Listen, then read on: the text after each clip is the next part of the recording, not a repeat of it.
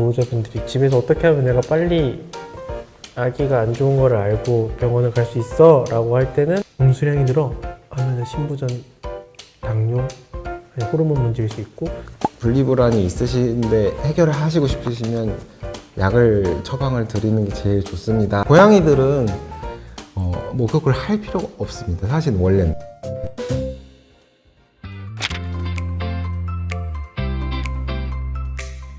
일단은 저는 그 고양이 동공을 보거든요. 동공을 보면 아이의 기분 어느 정도 파악을 할 수가 있어요. 스트레스 많은 신경을 많이 쓴 다음에 동공 확장이 보통 있어요. 너무 아파서 너무 힘들어 하면은 오히려 동공이 너무 축소돼요. 아파서. 병원이란 공간 자체가 되게 낯선 공간이다 보니까 애초에 그런 기분적인 부분이 다 동일하게 거의 나타나지 않나요? 아기들마다 달라요. 네, 그래도 조금 성격마다 다르고 개냥이처럼 진짜 오자마자 막 비비는 애들도 있고 항상 숨는 애들도 있고 하악질을 하거나 뭐 손이 나가거나 하는 애들도 있고 다 달라요. 네. 스타일이 다 달라요. 공격하는 스타일도 달라요. 네. 발 쓰는 애들도 있고, 입부터 나오는 애들도 있고, 깃발로 차는 애들도 있고, 뒷발로 쳐요? 다 달라요. 숨는 행동을 주의 깊게 보는 게 좋을 것 같긴 해요. 집에서 있을 때 별일 아닌 것 같은데 계속 숨으면 어딘가 아플 가능성이 있고. 보호자분들이 집에서 어떻게 하면 내가 빨리 아기가 안 좋은 거를 알고 병원을 갈 수 있어 라고 할 때는 털이 푸석푸석해지고 살이 빠지고 그런 것들은 누구나 머릿속에도 있고, 사실 거기까지 가면은 이미 아마 밥도 안 먹고 있을 거고 너무 안 좋은 상태에서 오는 거라서. 근데 보통 물을 갑자기 아기가 평상시 먹던 양보다 많이 먹어는 보호자분들 대부분 아세요. 대부분 상담해 보면은 우리 아기가 1년 전부터 물 많이 먹었어요, 몇 개월 전부터 물 많이 먹었어요, 다 알고는 계시고. 그러니까 그게 느낄 수 있는데 그게 안 좋다는 걸 몰라요. 물을 많이 먹어도 오히려 좋아하시는 분들도 있고.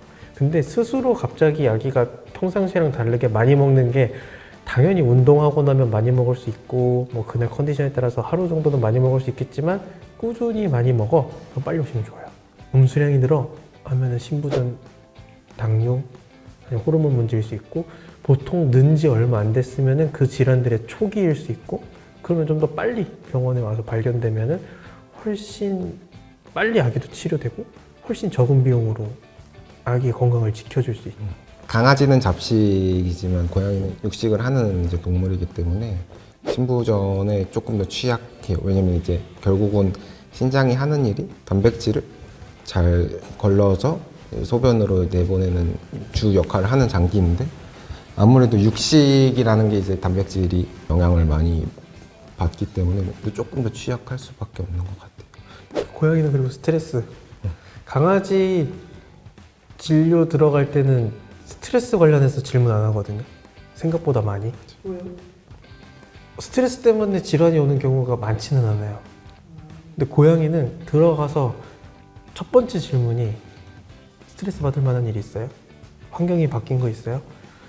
스트레스가 어디까지 생각해야 되냐면은 보호자분 출퇴근 시간만 바뀌어도 스트레스 받아요. 내가 6시에 퇴근했는데 오늘 7시에 퇴근했어. 그것도 스트레스야. 그 정도로 스트레스에 예민하다 보니까 고양이들이 많이 생기는 질환이 얼굴 관련된 걸로 이제 보통 접수가 됐다. 윙크해요. 눈 잘 못 떠요. 눈이 부었어요. 입이 부었어요. 기침해요. 하면 허피스인 경우가 생각보다 엄청 많아요.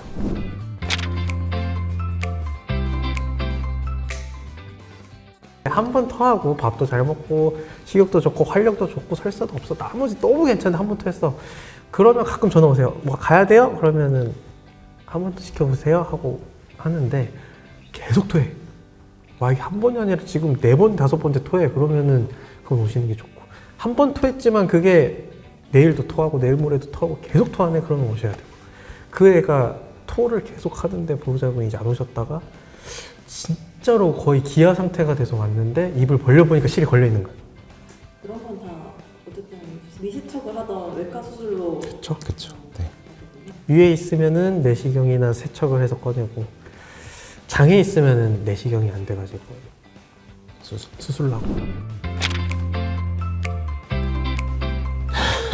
많이 듣는 질문인데 우리 집에도 있어가지고 이걸 근데 저는 단호하게 그냥 그렇게 말씀드려요. 분리불안이 있으신데 해결을 하시고 싶으시면 약을 처방을 드리는 게 제일 좋습니다 라고 말씀을 드리거든요. 정신의학과적인 약물이 안 좋게 보이는 사회적인 부분들이 사실 있다 보니까 되게 안 먹이시려고 하시는 분들이 사실 많아요. 근데 사실 왜 안 좋냐를 따졌을 때 그 약물이 안 좋냐는 아니거든요.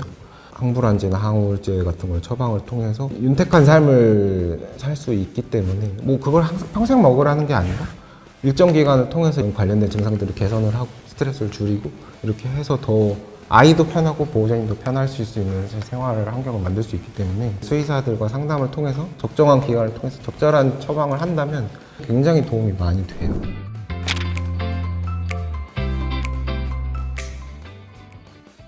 무조건 돼, 무조건 안 되는 없고 그러니까 언제부터 하면 되는지 언제부터도 없어. 저는 이제 정해져 있지 않아. 접종을 해서 항체가 잘 형성이 되면 뭐 그때부터라고 말하는 게 맞을 것 같아요. 그래서 뭐 보통 접종이 끝나는 게 3, 4개월 정도니까 그 이후에 시작하면 될 것 같고 고양이들은 뭐 그걸 할 필요가 없습니다. 사실 원래는. 왜냐면 자기 스스로 몸을 가꿔서 이제 깨끗하게 유지를 하려고 하기 때문에 자기 혀로 그루밍이라는 걸 많이 하거든요. 그래서 자기 털을 빼내고 다듬고 이렇게 많이 하기 때문에 몸만 생각했을 때는 뭐 사실 굳이 목욕을 할 필요는 없다. 이제 김 원장님 말이 맞는데 질문 자체가 아마 더러우니까 물어봤을 거라. 맞아. 맞아. 그러면은 똥이 묻어 있는데 접종 끝날 때까지 하지 말라는 말이냐라고 할 수 있으니까 하셔도 돼요. 네. 되는데 이제 아플 수 있다.